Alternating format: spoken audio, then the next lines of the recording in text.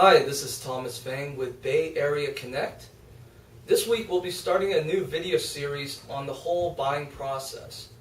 We'll be breaking down this whole buying process into 3 to 4 steps.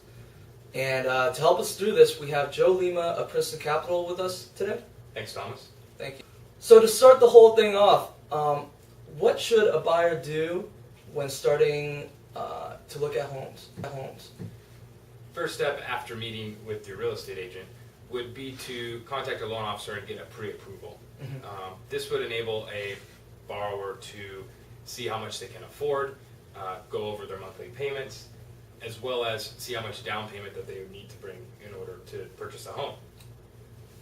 It really helps out in getting all of that up front, so you're not going out looking at a home that you maybe can't afford, or find out later down the line that you could afford a house that's a larger purchase price. Right. So from what Joe has just told us, it's really important for a buyer to get a pre-approval. However, for most buyers, they don't really know what this is about. How do you go about getting a pre-approval? Well, Princeton Capital makes it real easy. You just fill out an online application, takes about 10 to 15 minutes to complete, and that'll enable me as a loan officer to take a look at potential buyers' income and job history, assets, credit history, pretty much give a snapshot of their whole financial situation to see how much they can actually afford. Great. So the whole pre-approval process starts with the loan application, and then after they turn in the loan application, what exactly happens? Well, after reviewing the loan application, I can then see what further documentation I would need in order for it to match up with what's on the application. A typical borrower is going to bring in the last 2 years of their W-2 tax forms, a current month worth of pay stubs, and last 2 months of all asset statements. This will enable me, like I said, to match up what's on the application and see if it's a true pre-approval. Well, with the pre-approval, it brings many benefits with it. It really allows a buyer to know how much buying power they have.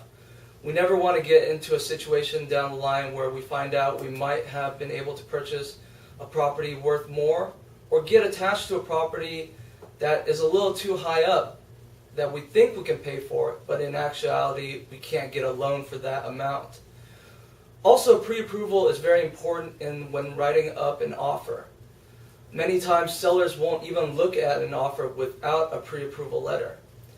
To save yourself headaches and time, just get the pre-approval done before writing an offer, instead of waiting a couple days when writing the offer when time is of the essence. So after a pre-approval, the next step for a buyer would be to meet up with your realtor.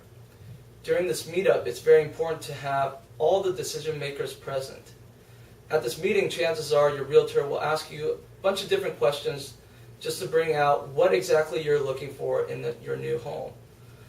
With these questions, your realtor hopefully will be able to find you a little bit of everything that you're looking for and also be in your price range. When actually previewing homes, the time that it takes for this process definitely varies.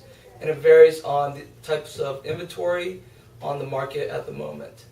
But always remember, when previewing homes, try to block out a couple hours in your day.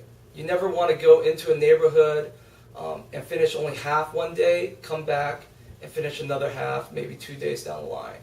So always remember to try to block out an hour to at least probably 3 hours of time to preview homes. So Joe, for a buyer, is there anything they can do to expedite this whole process? Other than, like you mentioned, getting that pre-approval, once you're in the previewing home stage, there's nothing really that a borrower can do at that point. Just make sure that they have sent in all the requested documentation to the loan officer. Just keep in mind that you cannot lock in any type of interest rate or loan program or loan amount until there's an actual agreed upon signed contract. Well, that's great. Next week we will be talking about the next part in this whole buying process, which will be writing up an offer, presenting an offer, and also getting a full underwritten approval. So, do you have anything else to add to that, Joe? That's good for this week. All right, sounds good. If you have any questions or comments, please leave them under the video.